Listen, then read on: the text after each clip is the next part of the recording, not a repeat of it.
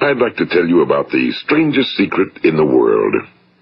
Some years ago, the late Nobel Prize-winning Dr. Albert Schweitzer was being interviewed in London, and a reporter asked him, "Doctor, what's wrong with men today?" And the great doctor was silent a moment, and then he said, "Men simply don't think." It's about this that I want to talk with you. We live today in a golden age. This is an era that man has looked forward to, dreamed of, and worked toward for thousands of years. But since it's here, we pretty well take it for granted. We in America are particularly fortunate to live in the richest land that ever existed on the face of the earth, a land of abundant opportunity for everyone. But do you know what happens? Well, let's take 100 men who start even at the age of 25. Do you have any idea what will happen to those men by the time they're 65? These 100 men who all start even at the age of 25 believe they're going to be successful. If you ask any one of these men if he wanted to be a success, he'd tell you he did. And you'd notice that he was eager toward life, that there was a certain sparkle to his eye, an erectness to his carriage, and life seemed like a pretty interesting adventure to him. But by the time they're 65, 1 will be rich. 4 will be financially independent. 5 will still be working. 54 will be broke. Now think a moment. Out of the 100, only 5 make the grade. Now why do so many fail? What has happened to the sparkle that was there when they were 25? What's become of the dreams, the hopes, the plans? And why is there such a large disparity between what these men intended to do and what they actually accomplished? When we say about 5% achieve success, we have to define success. And here's the best definition I've ever been able to find. Success is the progressive realization of a worthy ideal. If a man is working toward a predetermined goal and knows where he's going, that man is a success. If he's not doing that, he's a failure. Success is the progressive realization of a worthy ideal. Rollo May, the distinguished psychiatrist, wrote a wonderful book called Man's Search for Himself. And in this book he says, the opposite of courage in our society is not cowardice. It is conformity.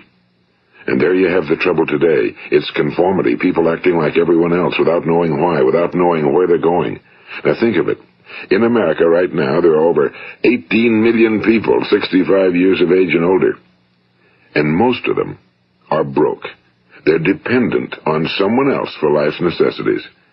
Now, we learn to read by the time we're 7. We learn to make a living by the time we're 25. Usually by that time, we're not only making a living, we're supporting a family. And yet, by the time we're 65, we haven't learned how to become financially independent in the richest land that has ever been known. Why? We conform. And the trouble is that we're acting like the wrong percentage group, the 95 who don't succeed. Now, why do these people conform? Well, they really don't know. These people believe that their lives are shaped by circumstances, by things that happen to them, by exterior forces. They're outer-directed people. A survey was made one time that covered a lot of men, working men, and these men were asked, "Why do you work? Why do you get up in the morning?"